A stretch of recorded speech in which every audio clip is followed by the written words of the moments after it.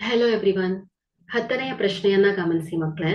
ಚಿತ್ರದಲ್ಲಿ ಡಿಇ ಸಮಾಂತರ ಬಿಸಿ, ಎಡಿ ಇಸ್ ಈಕ್ವಲ್ ಟು 2 ಸೆಂಟಿಮೀಟರ್ ಮತ್ತು ಬಿಡಿ ಇಸ್ ಈಕ್ವಲ್ ಟು 6 ಸೆಂಟಿಮೀಟರ್ ಆದರೆ ಡಿಇ ಅನುಪಾತ ಬಿಸಿ ಕಂಡು ಹಿಡಿಯಿರಿ ಅಂತ ಹೇಳಿದ್ದಾರೆ.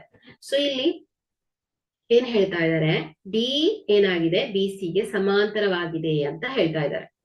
ಸೊ ಇದು ಎರಡು ಡಿಇ ಸಮಾಂತರ ಬಿಸಿ ಆದರೆ ಏನಾಗುತ್ತೆ ಮಕ್ಕಳೇ, ತ್ರಿಭುಜ ಎಡಿಇ ಸಮರೂಪಿ ತ್ರಿಭುಜ ಏನಾಯ್ತು ಹೇಳಿ, ಎ ಬಿ ಸಿ ಆಗತ್ತೆ ಮಕ್ಕಳೇ. ಓಕೆ, ಎ ಡಿ ಇ ಹಾಗೂ ತ್ರಿಭುಜ ಎ ಬಿ ಸಿ ದೊಡ್ಡ ತ್ರಿಭುಜ. ಸೊ ಇವುಗಳು ಸಮರೂಪಿ ತ್ರಿಭುಜಗಳಾಗತ್ತೆ.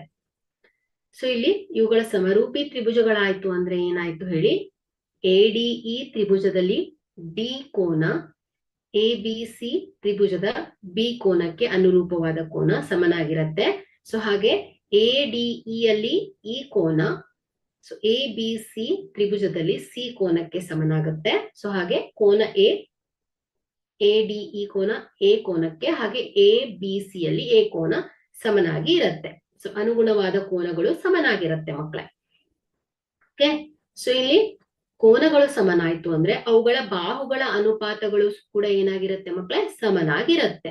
ಸೊ ಹಾಗಾಗಿ ನಾವು ತ್ರಿಭುಜ ಎಡಿಇ ಮತ್ತು ತ್ರಿಭುಜ ಎ ಬಿ ಸಿ ಅಲ್ಲಿ ಎಡಿ ಡಿವೈಡೆಡ್ ಬೈ ಏನಾಯ್ತು ಎ ಬಿ ಈಕ್ವಲ್ ಟು ಏನಾಯ್ತು ಮಕ್ಕಳೇ, DE divided by B C ಆಗತ್ತೆ. ಸೊ ಇವುಗಳ ಬಾಹುಗಳ ಅನುಪಾತಗಳು ಸಮಾನುಪಾತದಲ್ಲಿ ಇರುತ್ತೆ.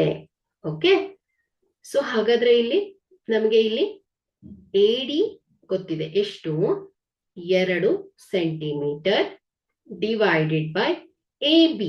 ಸೊ ಇಲ್ಲಿ ಎ ಬಿ ಬೇಕು ನಮ್ಗೆ. ಸೊ ಎಡಿ ಯ ಅಳತೆ ಗೊತ್ತಿದೆ, ಡಿ ಬಿ ಯ ಅಳತೆ ಗೊತ್ತಿದೆ. So A B is equal to ಏನ್ ಹೇಳಿ, ಎಡಿ ಪ್ಲಸ್ ಡಿ ಬಿ. ಸೊ ಹಾಗಾಗಿ ಇಲ್ಲಿ AD 2 centimetre plus 6 centimetre. So A B is equal to ಏನ್ ಹೇಳಿ, 8 ಸೆಂಟಿಮೀಟರ್. ಹಾಗಾದ್ರೆ ಇಲ್ಲಿ ಎ ಬಿ ಎಷ್ಟು ಹೇಳಿ, 8 ಸೆಂಟಿಮೀಟರ್.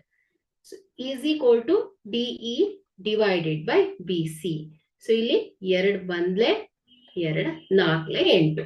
ಹಾಗಾದ್ರೆ ಇಲ್ಲಿ ಎಡಿ ಅನುಪಾತ ಎ ಬಿ ಎಷ್ಟು ಬಂದಿದೆ ಮಕ್ಕಳೇ, 1:4 ಆದ್ರೆ ಡಿಇ ಅನುಪಾತ ಬಿ ಸಿ ಕೂಡ ಏನಾಗುತ್ತೆ ಮಕ್ಕಳೇ, 1:4 ಇರುತ್ತೆ.